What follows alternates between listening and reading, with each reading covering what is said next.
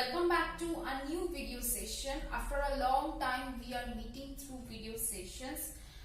So we all know that your unit 4 examination is going, and after some days you will reach to your final examination. So we all know that in your annual examination chapter 10 is included, so it's high time for us to go through the syllabus. Okay, so that is why I am starting this chapter 10. So the name of the chapter is Climate, Natural Vegetation, Forest and Wildlife. So today's video session we will only have an introduction on this chapter. Details discussion we will have in our classes as well as in our video session. From the next video sessions we will have detailed discussion on this chapter. Today we will just have an overview on the chapter, how it is connected. So we read about chapter 9. So in chapter 9 we got the physical divisions. First we got the location and introduction, then neighbor countries, then we read about location. After that we read physical division of India, and each physical division its characteristics, and then we read about the drainage system, how there is perennial and non-perennial river is there, then how the western flowing, eastern flowing rivers are there. All these things we have covered in details in chapter 9, and chapter 9 is in your unit 4, and that chapter is connected to chapter 10. So today's chapter we will have discussion on the India's climate, natural vegetation, wildlife, and climate, natural vegetation, wildlife and forest. So these topics which I just mentioned, all topics is about the physical features. So all these topics are physical features. Okay.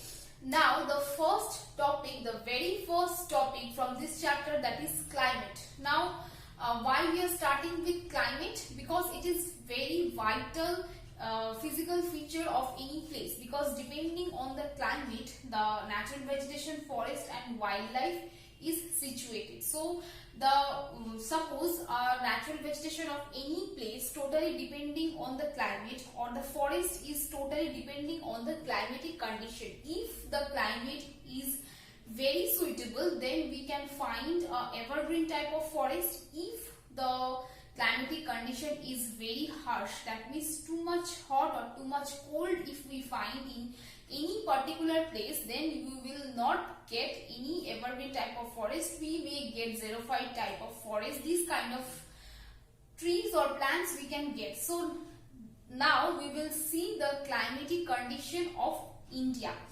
So in the climatic condition of India, we will first see what is climate. So climate is a weather condition in a particular place that prevails for a long time, or that prevails in general. So that is what climate and these other features like other natural features, natural vegetation, forest, wildlife, these things directly depending on the climatic condition. So let us see what is the climatic feature of India.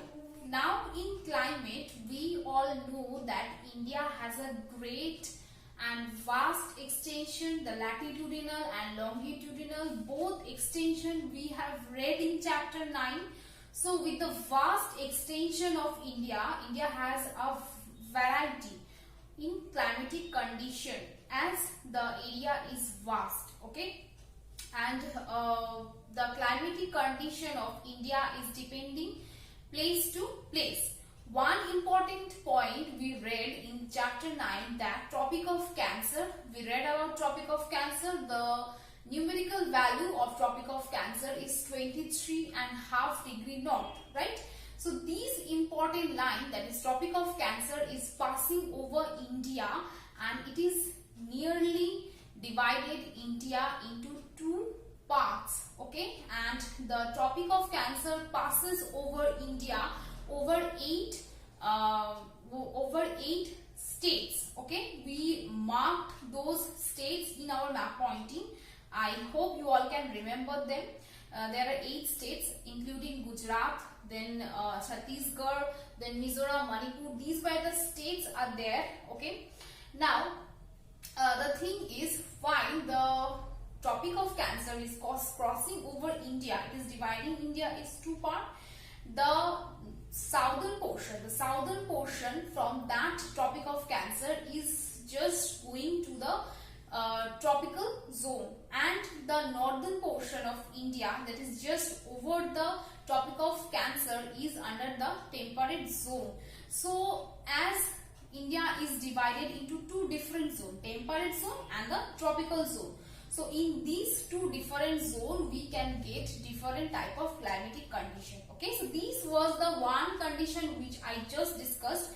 Now another variation I am discussing with you. Suppose a place, if a place is situated far away from the sea or the ocean, then it will face a extreme climatic condition. Whereas if the place is situated nearer to the ocean, then the temperature will be peaceful, or the temperature will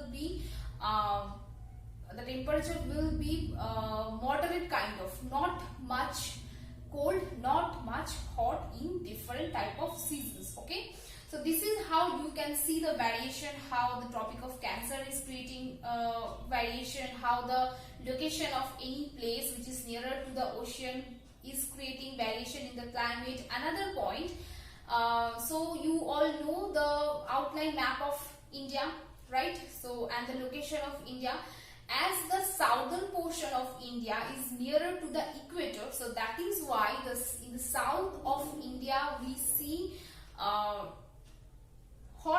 temperature, or we see the hot season all over the year. Whereas we are moving toward the northern portion of India, I am talking about Jammu Kashmir.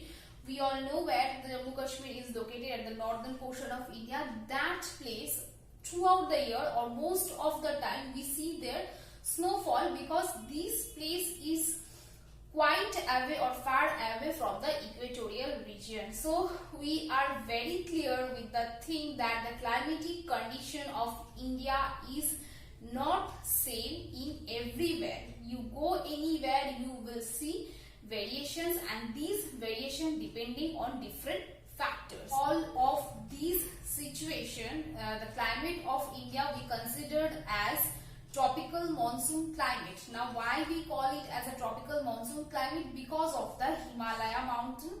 We read about the location of Himalaya mountain, that is situated in the north and northeastern part of India, right? And it is creating a boundary for us, a natural boundary for us, right? So that mountain, the Himalaya mountain, is creating barrier, and that is not allowing cold wind to enter India in the northern portion from the Central Asia. Okay, cold Siberian wind cannot enter India because of the position of Himalaya. Okay, that is one thing. And this Himalaya mountain is also making a barrier for the moisture laden wind monsoon. Okay, so we all know that most of the rainfall in India happen because of the monsoon winds. Now different type of agricultural activity, suppose now different type of economic activity, including agricultural activity, including fishing, including livestock, including forestry, all these activity is related to the monsoon rainfall. Okay, and so you all are clear that how the climate and how the economic activity is related to each other, and that is how the climate has influence in our life. Okay, now other than that, climate has direct influence on the trade, on the tourism, and also on the industries. So students, from this portion we are very clear how climate is varying with places and how the climate is essential for us. Now in the next portion from this chapter, you will get some factors that is affecting climate of India in place to places. So here I listed down these factors, these climatic factors. Let me read them for you. So the first one is about the latitude. Second is about the height above the sea level. northern mountain, the distance from the sea. Number 5 is season, the hot dry season, the hot wet season and rainy season. And the 8th number is the cold dry season. So these are the factors that is affecting climatic condition of India. Now in the next video session we will have detailed discussion on each of these factors. I hope till now what I have discussed is clear to you all. Further, if you have any queries you can ask me.